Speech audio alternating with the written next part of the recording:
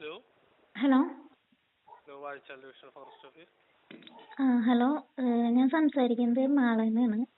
ആ ഞാൻ മുമ്പ് കുറേ വട്ടം കോണ്ടാക്ട് ചെയ്തിട്ടുണ്ട്. ഞാനവിടെ അതിരപ്പള്ളിയിലെ കൊമ്പൻ്റെ മുറിവിനെ പറ്റി സംസാരിക്കാൻ വേണ്ടിയിട്ട്. ആ അപ്പോൾ അത് എനിക്കറിയാനുണ്ട്. അതിപ്പോൾ ഹാർട്ട് അറ്റാക്ക് എന്നും പറഞ്ഞിട്ടല്ല അതിപ്പോൾ ചെരിഞ്ഞേക്കുന്നത്. അതെ അതെ വേറെ ഒന്നല്ല, നിങ്ങൾക്കപ്പോൾ ആദ്യമേ അറിയായിരുന്നില്ലേ ഇതിൻ്റെ വുണ്ട് ഇത്രയും ഡീപ്പാവും എന്നുള്ളത്? ഇതിന്റെ ആനരിയ അതിന് അതിന്റെ പ്രശ്നം കൊണ്ടല്ലല്ലോ, അറ്റാക്ക് കാരണല്ലേ. അറ്റാക്ക് എന്നല്ല, ഈ അറ്റാക്ക് എന്ന് പറയുമ്പോൾ അതിനിപ്പോൾ ആദ്യം മയക്കുവെടി വെച്ചിട്ട് അധികം ആയിട്ടില്ലല്ലോ. ആ അതിൻ്റെ ഉള്ളിൽ തന്നെയല്ലേ വീണ്ടും മയക്കുവെടി വെച്ചത്. ആ ഇപ്പം ഈ സംസാരിച്ച ഡോക്ടർ ഇത് ചാനലിലൊക്കെ ഞങ്ങൾ യൂട്യൂബിലൊക്കെ കണ്ടു.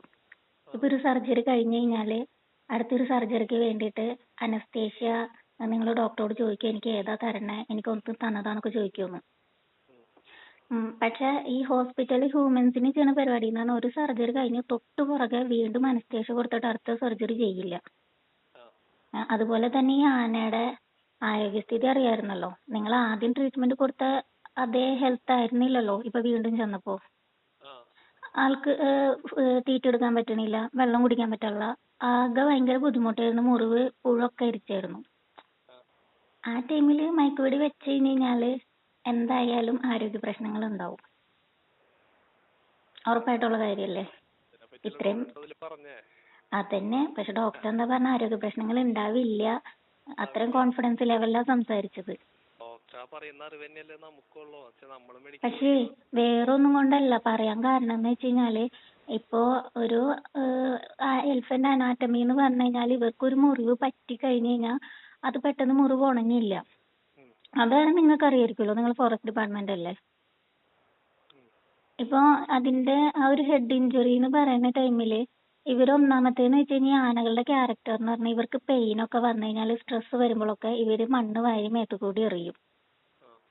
ഇവര് പുഴയിലൊക്കെ ഇറങ്ങണ്ട, ചെളി കൂടിക്കഴിഞ്ഞാൽ എങ്ങനെയാലും ഇപ്പൊ നമ്മുടെ ഒരു മുറിവായി കഴിഞ്ഞാൽ അഴുക്ക് പറ്റി കഴിഞ്ഞാൽ അത് കൂടുതൽ ഇൻഫെക്ഷനിലേക്കല്ലേ പോകുള്ളൂ, നീറ്റായിട്ട് കൊണ്ട് നടന്നില്ല എന്നുണ്ടെങ്കിൽ.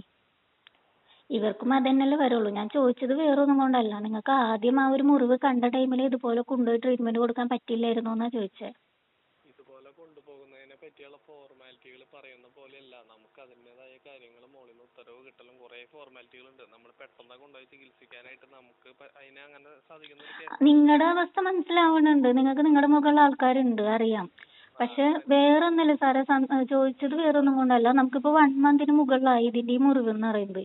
നമുക്ക് ആദ്യ ടൈമിനുള്ള ട്രീറ്റ്മെന്റ് ആണെങ്കിൽ ഒരിക്കലും ഇത് ശരിയില്ലായിരുന്നു. 100% ഷുവർ ആയിട്ടുള്ള ഒരു കാര്യമാണ്. കാരണം ഇത്രയും വലിയ കൊണ്ടൊന്നും അല്ലായിരുന്നു.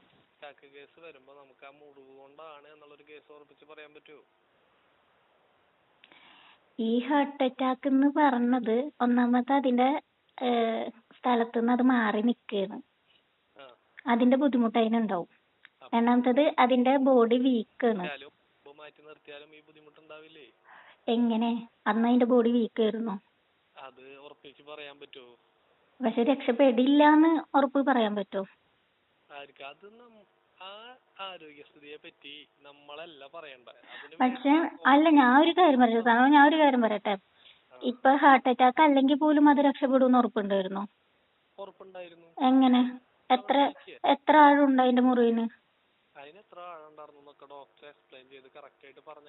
പറഞ്ഞതാണ്. അത്രയും ഒരു 1 ഫീറ്റോളം ആഴമുള്ള ഒരു മുറിവ് എങ്ങനെ റിക്കവർ ആവുന്ന പറയണേ?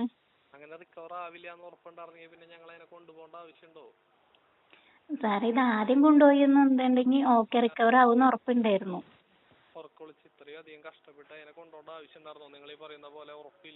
പക്ഷെ ഈ കഷ്ടപ്പാട് ആ മുറിവ് കണ്ട സമയത്ത് മാക്സിമം ഒരു 1 വീക്കൊക്കെ അല്ലേ നിങ്ങൾക്ക് അതിന്റെ ഇതുണ്ടാവുള്ളൂ.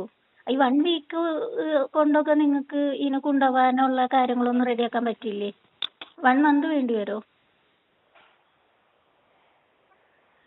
ഹലോ